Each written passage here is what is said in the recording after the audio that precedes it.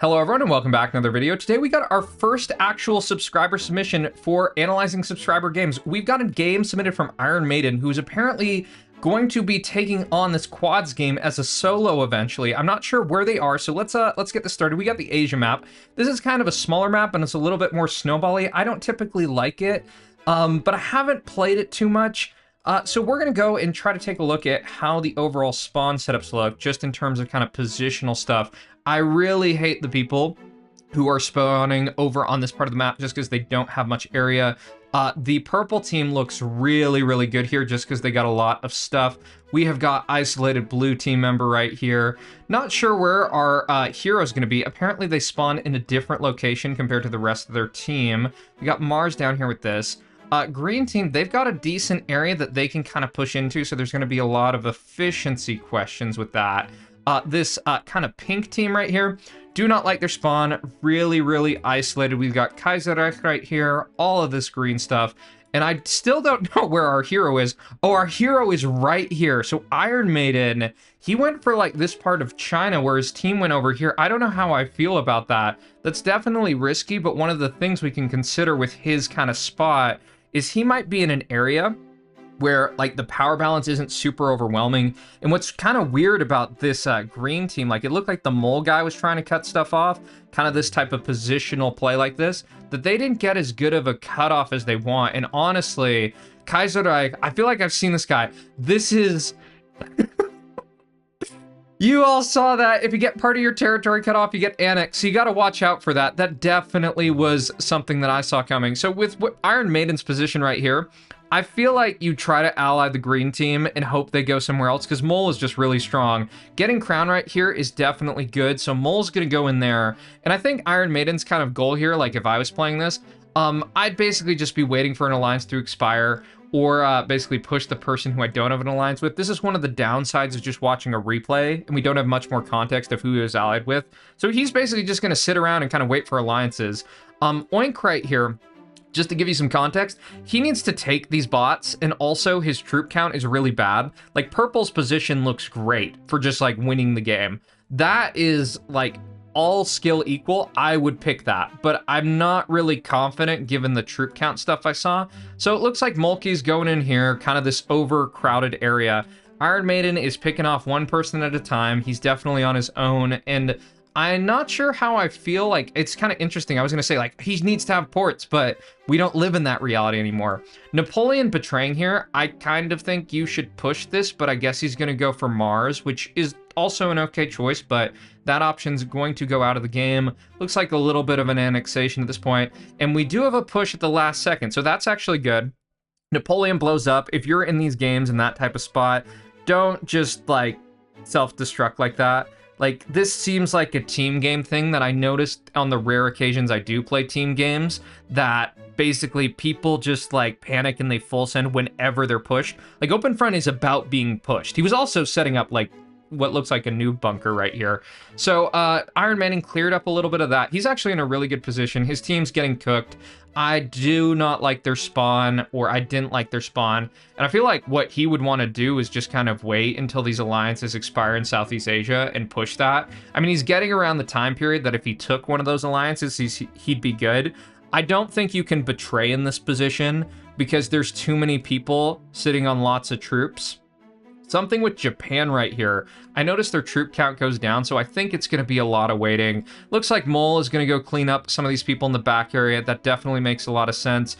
And the kind of thing, if I'm Iron Maiden, you got to think about with just overall position, is Mole's going to start running out of targets really, really soon. Like, once this Japan guy goes down, which is kind of just a question of time, he has nowhere else to push, which pretty much creates a betrayal risk. So that's something that you really, really got to think about, because, like, betrayal typically is really risky, but if you have no one who can push you, which Mole guy doesn't really, he's probably going to be fine.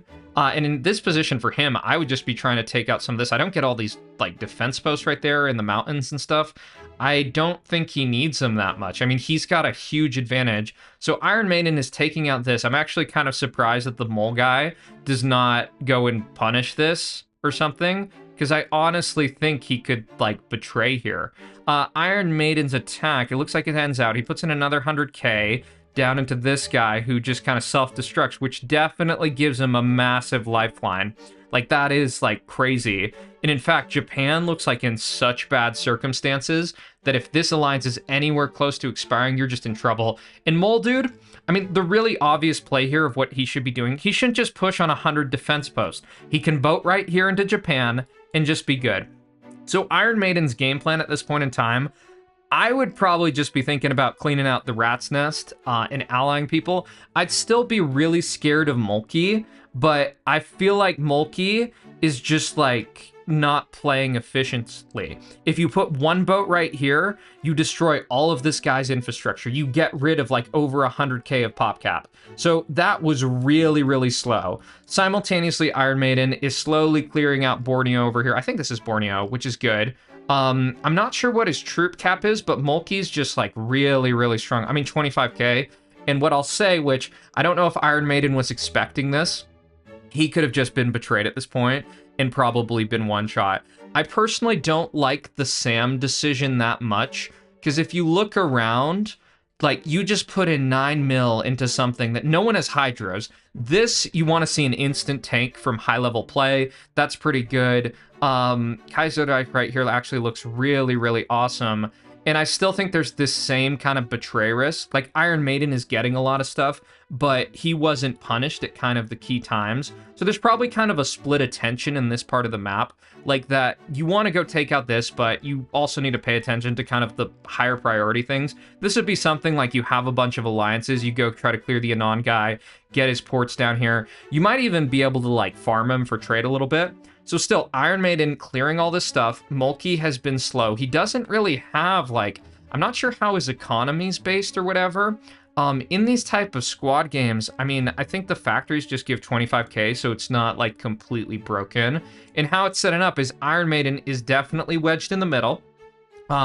No one's really that high on the gold count, really, interestingly enough. So, I mean, he can just, like, keep on going and just trying to cook people. And in fact, he's got so much gold, like, he's got this 5 mil. He could kill anyone he wants. Like, if he puts up a missile silo on the border, he could go and destroy people. So I don't know if this was a pushback on Mulkey from all of this. It looks like another massive attack, but he put in a bomb, and this is one of the reasons why you have missile silos on the border. Oh, and this betrayal, that's gonna be rough. All these kind of pushes are kind of interesting going on here. I don't know who he got betrayal on, like if it's a misclick or something. He's still putting in these attacks, and I'm a little confused, like how Mulkey got that many troops, but that was what I was expecting a long time ago. And I think kind of a lesson here for those of you playing, I would put missile silos in kind of more strategic positions. And this is something I say in a lot of games. You need to have like strike packages planned for when people attack you. Because if Iron Maiden had a missile silo like right here in this part of Russia, or China, I'm not sure where the borders end, he could just Hydra this and it's basically just cooked. And he actually still has a massive advantage. So he needs to recoup his troops. And what I would be doing if I was him is just waiting around to, like, if you haven't gotten an alliance with Mulkey or like necessarily Japan, just wait around and put a missile silo on the border and just go and cook someone. So I don't really get that. We're going to increase the speed. There's some random people up here. It looks like there was some expansion over here on this front. And Iron Maiden has a really interesting spot in kind of the middle of the map. So this is a really interesting game. And you see, on these tiny maps, Hydros are king. Hydros, like probably 3-4 Hydros for most of these people, better than Merv. But it's something a lot of people don't recognize. So this Just Island person, literally, if you put a Hydra right here, like put up a missile silo, put in this, you could take their entire base. And it will be so easy, it'll be so efficient, they'll drop down to no population. I'm not sure why there isn't a response here, or what our kind of protagonist is doing. I don't know if he's fighting like Cassandra. I don't know about that, but I feel like there needed to be more movement sooner. It looks like he finally went down here in Papua New Guinea and stuff, as people are kind of slowly getting cleared up. He's gotten up to Merv, but this is one of the things I think about with like a lot of open front players, is that, okay, so he's finally clearing this, but the thing is he could have done this with like half the troops in just a bomb. I don't think he needed to wait up to Merv. I want to see him like putting up missile silos in defense and all this other stuff. This Mulkey Wee Wee guy, I don't know what he's saying. I think he's trying to tell people to attack this, but there was not a bad necessarily play on this guy's end. So I'm still just thinking the same thing. Like, Iron Maiden has tons of freaking gold. He can use this to eliminate pretty much whoever he wants. He does need to watch out for Betrayal in Cassandra. Like, the thing I would be doing, I would not be putting factories here. I'd almost defense post this and try to get rid of the Mulkey guy, because my thought is, this guy has one place he can push. Like, some of this is like alliance management. I'd also like retake the irradiated land.